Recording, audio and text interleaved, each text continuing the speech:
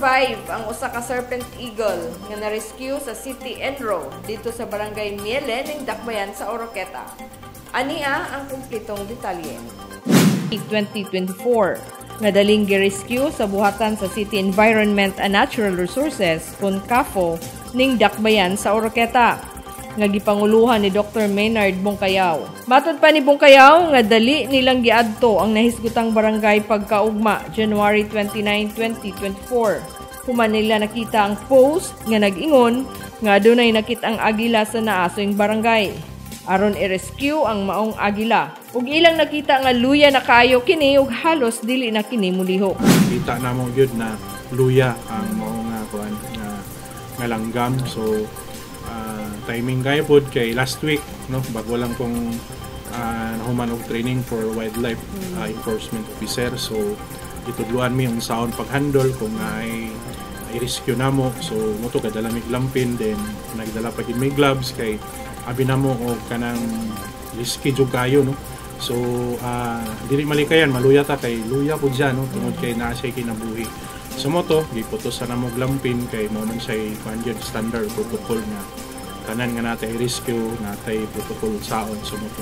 So luya gid siya no, sa pagkakuan sa pagkakita na mo sa langgam gani di kay siya maglihok-lihok tungod kay naa siya kuan injury sa iyang tuo no tuo nga ano niya na tiil. Agig pagsunod sa sakto nga proseso ilang gidala ang serpent eagle ngadto sa buhatan sa Community Environment and Natural Resources kun CINRO.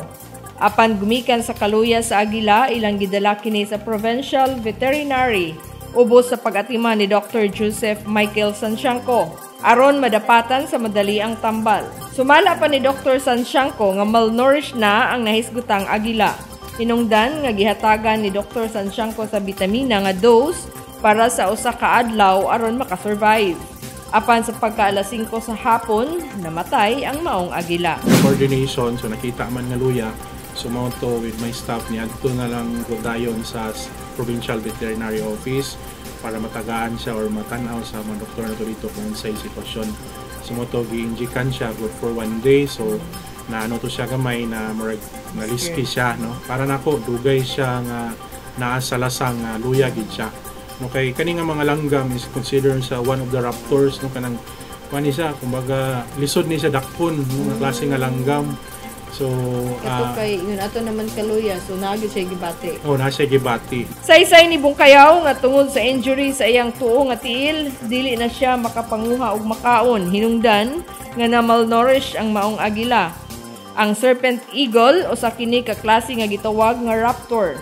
Lisod dakpon tungod sa ilang kaabtik ug ang ilang kinaon mao ang halas ug tanang klase nga hayop nga buhi. Na malnourished na siya tungod kay dugay siyang panahon nga nabalda ba or na-injured dito sa forest area. Dili siya kakuhag pagkaon no nya. Mostly pod sa iyang mga pagkaon labi na is halas no kanang mga wood snake or kanang managan pod. So dili niya maapas tungod kay naman sa ibalda. Sumunang malnourished na siya. Matud pa ni Bongkayaw nga ang serpent eagle daghan pa kini sa kalasangan sa Dakbayan sa Oroqueta ug usa kini katimailhan nga nindot pa ang kalasangan ug angay kini kapasigarbo sa katawhan sa Oroqueta ug sa probinsya ngadto sa tibuok Kapupudan. Sukwahi kini sa mga hungihong sa uban nga naupaw na ang kalasangan sa Oroqueta o ang kalasangan sa Misamis Occidental. Ang presensya sa mga agilag uban pang mga klase sa langgam ug kahayupan nga makita sa kabukiran nagpasabot kini nga maayo pa ang kahimtang sa lasang. Naatay Mount Malindang. Dili lang sa Mount Malindang which is naatay sa kabarangay sa Sibukal down to Mialin. Kanang mga area ha pababa gikan sa Sibukal padung sa Mialin, Tulyok, Bunga. Forested area pa na siya kumbaga close canopy forest and kanang Mialin is nasa park na sulod or ang laing bahin buffer zone sa Mount Malindang. So kani nga mga langgam nagpamatuod ni or ebidensya nga nindot pa ang Oroqueta, nindot pa ang Misamis Occidental tungod kay pag naanis lang mga langgama pasabot rich atong biodiversity. Yung ganitag kanang rich atong biodiversity naapa ang mga pagkaon aning mga langgama. Okay, kung wala na ning mga langgama, it is a sign nga dapat mabalaka ta tungod kay wala na ang mga organism nga na kalambigitan sa kinabuhi sa tao. Hugot nga hangyo usab ni Dr. Bongkayaw sa mga katawhan nga gidili ang pagkuha sa bisan unsang matang sa agila o mga wild animals nga makita pa sa kabukiran sa Oroqueta City. Gani daghan ang klase sa mga langgam nga gitawag nga raptors nga napa. Sama sa banog, usa ka klase sa eagle nga daghan pa sa kabukiran.